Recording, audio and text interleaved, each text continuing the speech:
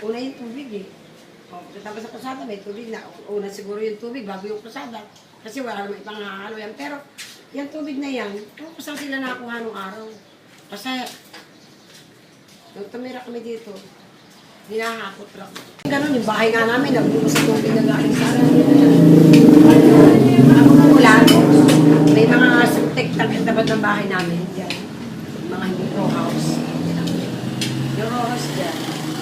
Tapos, doon kami nakuha ng tubig na pang-buhos, semento, pandilig, gano'n. Pero nakulan.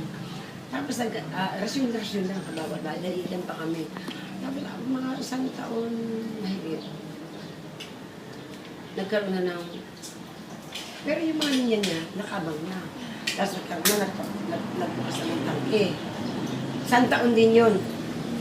Na pinatakbo na walang bayad. Pero, nangingi sila ng, matatandaan ko nun eh, nangingi sila ng 1,050 kabawat ng owners. Para yung mababi yung kanilang ano yun. Kumakatak lang siguro sa 50 pesos sa buwan yun. Sa parang basta ba? Yung iba nagbayad, nagbayad, yung iba. Ang head ng tubig. Ako chairman ng tubig. Tapos may 6 akong tao. Yung 6 na po yun. Mga maintenance yun. Yung mga sira dito, may install na bagong metro, sila nagkakabit. Inuutos ko lang sa kanila.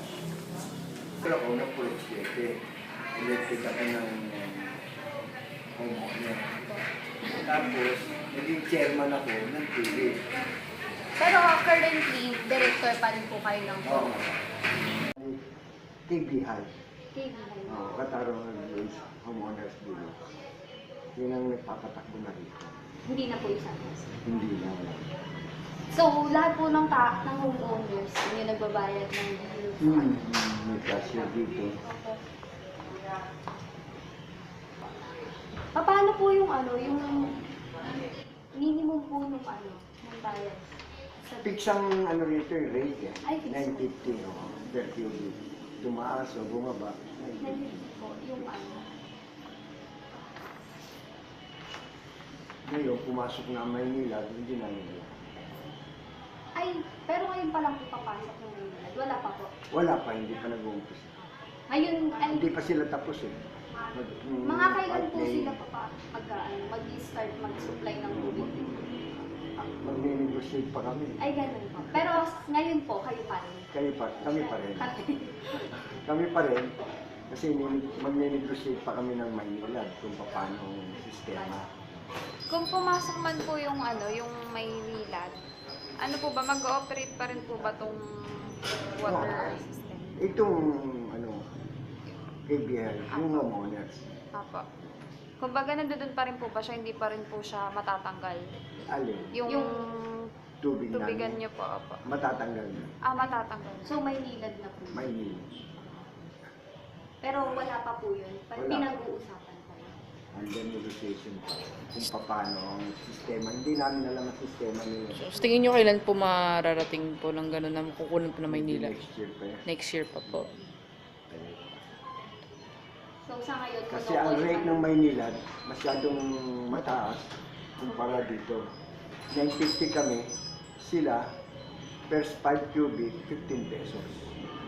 Baka hindi kayanin ng katulad. Pero sino pong nag-allow na ng Maynila dito?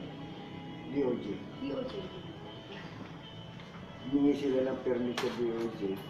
Passing through. Pero ngayon, pinupersa na kami. Dahil yung mga deep well namin, dalawa lang ang may permit na kinuha ng San Jose. Yung 4 walang permit. So, kailangan isara yun. So, kailangan nyo na rin po ng